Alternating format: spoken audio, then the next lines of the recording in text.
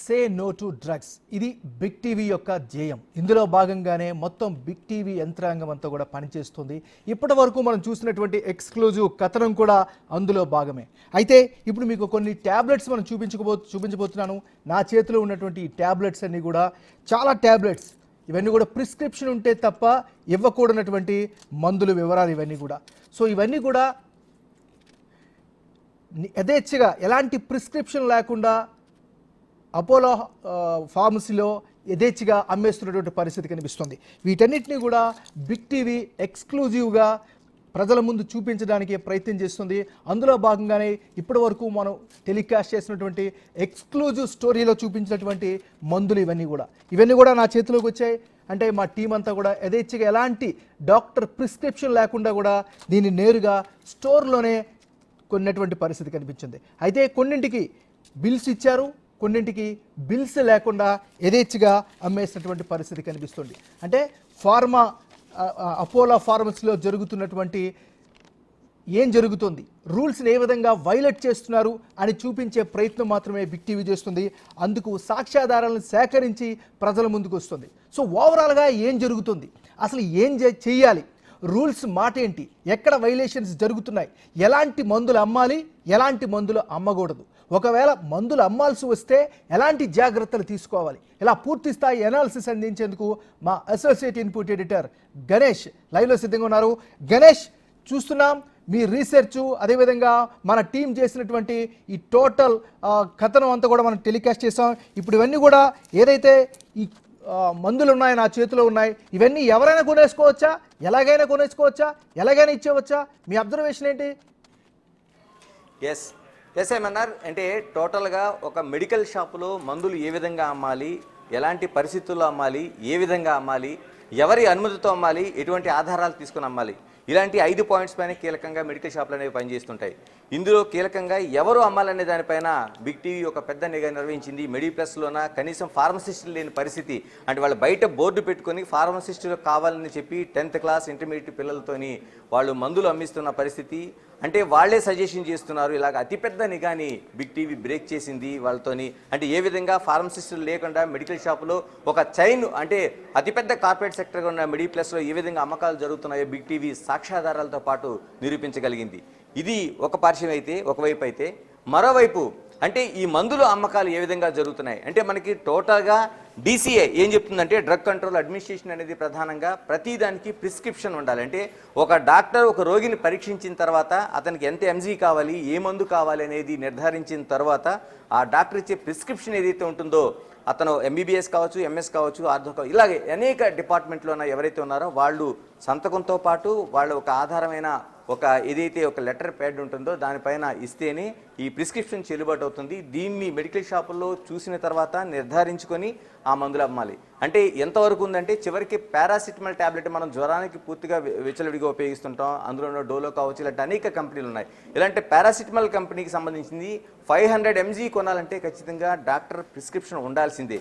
కానీ చాలా వరకు పరిస్థితుల్లో మనకి కరోనా టైంలో వీటన్నిటి ఉల్లంఘన జరిగింది. చాలా లిబరల్గా మనకి అందుబాటులోకి వచ్చింది పారాసిటమాల్ ట్యాబ్లెట్స్ లాంటివి. కానీ మిగతావి అంటే యాంటీబయాటిక్స్ కావచ్చు, లేకపోతే నొప్పులు కలిగించేవి కావచ్చు, మత్తు ట్యాబ్లెట్స్ కావచ్చు, ఇక్కడ మనం కీలకంగా మాట్లాడుకుంటుంది అనేక ట్యాబ్లెట్లు ఇవ్వడానికి అనుమతి లేకపోయినా ప్రిస్క్రిప్షన్ లేకుండా అమ్ముతున్న పరిస్థితులు మనకి కనిపిస్తున్నాయి. ఇందులో చిన్న చితక షాపులు కాదు, అపోలో లాంటి కీలకమైన షాపులు, అంటే చైన్ లింక్ అతిపెద్ద ఒక చైన్ లింక్ మార్కెట్ ద్వారా కార్పొరేట్ సెక్టర్ ద్వారా వెళ్తున్నది అపోలో సెక్టర్ అందరికీ తెలిసింది.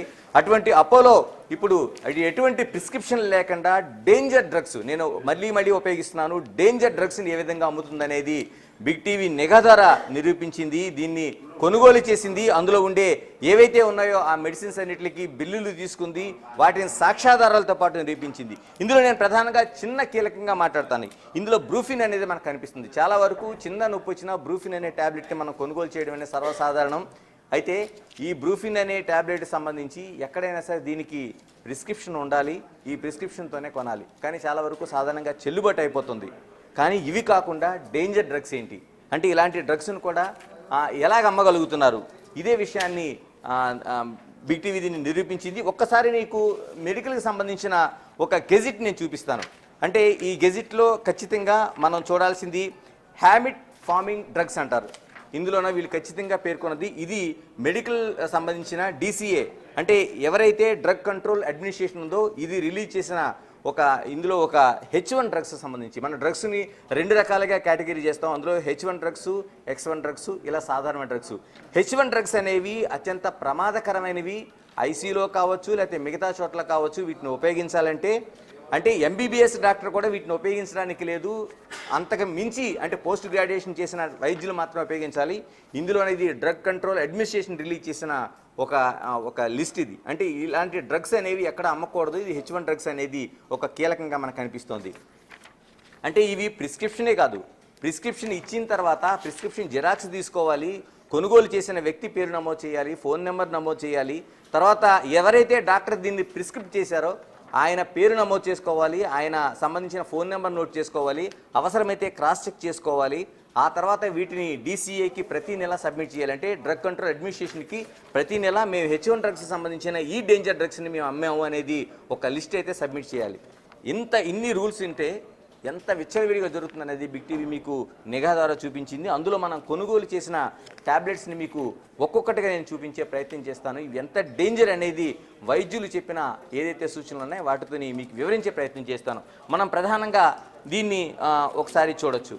అంటే మన చేతిలో కనిపిస్తున్న ఈ గ్రీన్ ట్యాబ్లెట్కి సంబంధించి ఈ గ్రీన్ ట్యాబ్లెట్ మనకి కనిపిస్తుంది స్పాస్పోమినిల్. ఇది ఈ గ్రీన్ ట్యాబ్లెట్ H1 డ్రగ్ కాదు, కానీ దీన్ని అమ్మకంలోనే చాలా జాగ్రత్త వహించాలి. ఎందుకంటే దీనికి సంబంధించిన ఈ ట్యాబ్లెట్ను కొనుగోలు చేసిన తర్వాత మత్తుకు ప్రధానంగా ఉపయోగిస్తున్నారు. అంటే ఎవరైతే డ్రగ్ అడిక్ట్ అవుతారో లేకపోతే ఆ మద్యం తర్వాత అంతకు మించి బానిసలుగా మారుతారో వాళ్ళు ఈ ట్యాబ్లెట్స్ని అటు మిగతా వాటితో కాంబినేషన్గా అంటే మిగతా కొన్ని ట్యాబ్లెట్స్ కావచ్చు లేకపోతే మనకి వైటనర్ లాంటి వాటితో కలిపి దీన్ని సేవిస్తే ఖచ్చితంగా మత్తు వస్తుంది.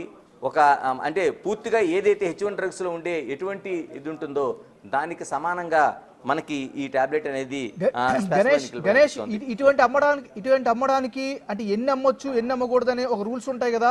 మీ చేతిలో కొన్ని ఉన్నాయి, నా చేతిలో కూడా ఆల్మోస్ట్ 20కి పైగా ఉన్నాయి. అంటే ఇందులో అమ్మడానికి పెట్టడం అనేది అసలు అత్యంత నిషేధమైంది. అంటే కేవలం ప్రిస్క్రిప్షన్స్తోనే ఒక ట్యాబ్లెట్ అయినా 2 ట్యాబ్లెట్ అయినా ఖచ్చితంగా వీటిని అమ్మడానికి వీలు లేదు. ఇది ప్రిస్క్రిప్షన్స్తోనే ఉండాలి. ఆ రోగి కండిషన్ పరిశీలించిందని మాత్రం ఇవ్వాలి. ఇప్పుడు నా చేతిలో ఉన్నది కేవలం H1 డ్రగ్ కాదు ఇది, కానీ దీన్ని కూడా అమ్మకాన్ని చాలా జాగ్రత్తగా చేయాల్సిన అవసరం ఉందని డ్రగ్ అడ్మినిస్ట్రేషన్ కంట్రోల్ అనేది మనకి స్పష్టం చేస్తుంది. ఇది మనకి సాధారణంగా కనిపిస్తుంటే ఇంకా మీకు ఆశ్చర్యపోయే విషయాలను నేను వెల్లడించదలుచుకున్నాను. ఇప్పుడు ఇంకొక ట్యాబ్లెట్ నా దగ్గర కనిపిస్తోంది. ఇప్పుడు ఇది కేవలం ఒక బ్లూ ట్యాబ్లెట్ గా మనకు కనిపిస్తుంది. ఒక్కసారి మీరు చూడొచ్చు, మీ దగ్గర కూడా ఈ ట్యాబ్లెట్ కనిపిస్తుంది. నా దగ్గర కూడా స్ట్రిప్ ఉంది. ఆల్మోస్ట్ ఎన్ని 1 2 3 1 2 3 4 5 15 టాబ్లెట్స్ ఉన్నటువంటి స్ట్రిప్ 15 ఇటువంటి టాబ్లెట్స్ మనం దాదాపు 4-5 స్ట్రిప్స్ కొన్నాం. అంటే ఇది ఎంత డేంజర్ అంటే దీన్ని ఆల్ఫ్రాజోలం అంటారు. దీన్ని యాక్చువల్గా చాలా మంది ఆల్ఫాజోలం అని ఉపయోగిస్తుంటారు. దీన్ని ఈ ఆల్ఫాజోలం అనేది మనం కొన్నది 0.5 mg ట్యాబ్లెట్ కొన్నాం.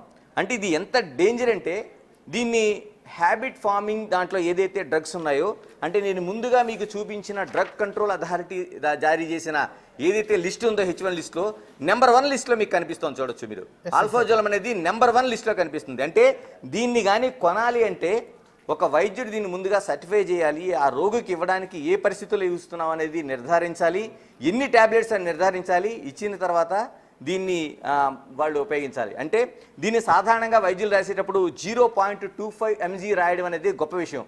అంటే ఒక 0.25 mg ఇవ్వడం అనేది ఒక రోగికి ఇవ్వాలంటే చాలా ఆలోచన చేసి ఇస్తారు. ఎందుకంటే దానికంటే రెట్టింపు ఉన్న ఇది కనిపిస్తుంది మనకి. అంటే ఇది ఎందుకు వాడకూడదంటే రోగులకు కూడా డాక్టర్లు ఎందుకు ఇవ్వరంటే ఒక్కసారి కానీ ఈ టాబ్లెట్ కానీ రుచి మరిగితే జీవితాంతం ఈ టాబ్లెట్ వాడాలనే ఒక ఆలోచన మన మైండ్కి ఏర్పడుతుంది.